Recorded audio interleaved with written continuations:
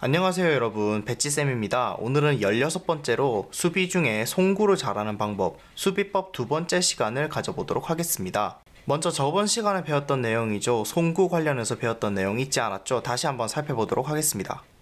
자, 여러분들, 송구는 왜 중요할까요? 한번 생각을 해봅시다.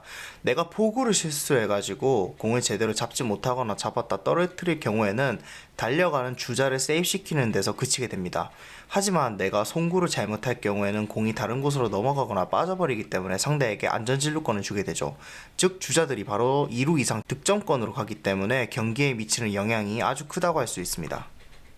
먼저 송구를 할 때는 기본적으로 어깨가 고정되어 있습니다. 무슨 말이냐면요, 일루수를 빼면 일반적으로는 자신의 왼쪽 방향으로 송구를 하는 경우가 많습니다. 오른손잡이이기 때문이지요. 이때 던지지 않는 어깨를 고정해 놓고, 즉 움직이지 않고 정확하게 몸에 붙이고 있어야 안정적으로 송구를 할 수가 있습니다.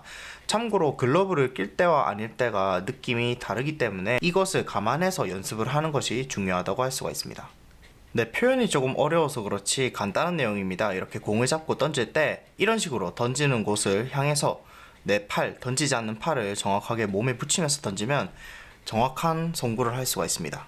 글러브의 위치를 꼭 어디에 놔야 된다라고 정해진 것은 없고, 다만 자신이 던질 때 좀 편한 위치에 글러브를 놓으면 좀 더 정확한 송구가 가능합니다.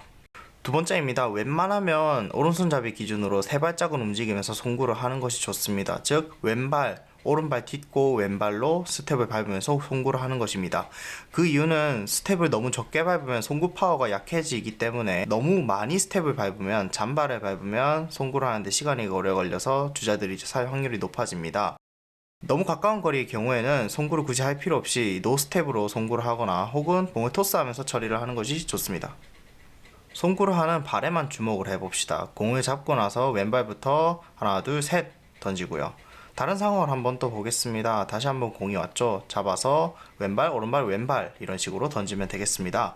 캐치볼을 할 때 이 연습을 많이 해야 여러분들이 송구를 하는 감각을 많이 잘 익힐 수 있습니다.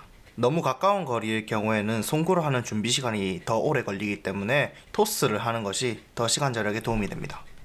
세 번째입니다. 자신 없으면 원바운드로 던져야 됩니다. 무슨 말이냐고요? 우리가 공을 던지는 궤적을 생각해보면 위로 붕 던지면 포물선을 그리면서 천천히 날아가죠. 하지만 원바운드로 직선으로 던지게 되면 땅에 꽂히면서 날아가기 때문에 훨씬 더 빠르게 던질 수가 있습니다. 참고로 야구공의 경우에는 원바운드로 던지게 되면 땅에서 작게 튀기 때문에 잡기가 어렵지만 티볼공은 야구공과 다르게 땅에서 크게 튀어오르기 때문에 내야수가 잡기 그렇게 힘들지 않습니다. 그래서 거리나 타이밍이 애매하다면 차라리 튕기게 던지는 것이 유리할 수도 있습니다. 단 날씨가 습할 경우에는 공이 물을 먹어서 튀지 않는 경우도 있고, 운동장 환경이 좋지 않은 경우에는 불규칙으로 튈 수가 있기 때문에 반드시 연습 때 한번 확인을 해보고 던지는 것이 중요합니다. 애매하게 튀어오르는 바운드의 경우에는 공을 잡아주는 내야수가 정확하게 잡아줘야 되기 때문에 수비 센스가 필요한 부분입니다.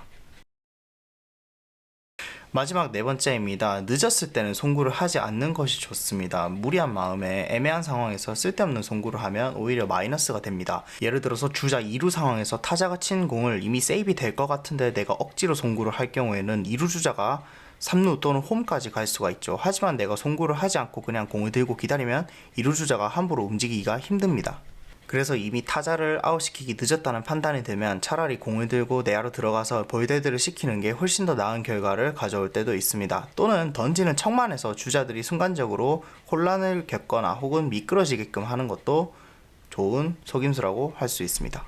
지금 영상에 나온 것처럼 자세가 무너지면서 송구 동작을 취할 경우 보시는 것처럼 송구가 빠질 확률이 상당히 높아지게 됩니다. 만약 주자 1루 상황에서 타자가 친 볼을 이런 식으로 무리하게 송구를 해서 공이 빠지게 된다면 2루 주자는 3루 또는 홈으로 갈 수 있고, 타자 주자도 경우에 따라서 2루 이상을 갈 수 있는 팀 입장에서 더 위험한 상황을 만들 수 있습니다. 배운 내용을 정리해 보도록 하겠습니다. 송구는 사실 어느 정도는 어깨를 타고 나야 되기 때문에 송구에 힘이 모자랄 경우에는 다른 방법으로 차이를 줄여야 됩니다. 앞서 말해 적절한 수비 위치를 잡는 방법이라던가 스텝 등으로 충분히 개선을 할 수 있기 때문에 그 부분에 집중해서 연습하면 아마 송구가 많이 늘 것입니다.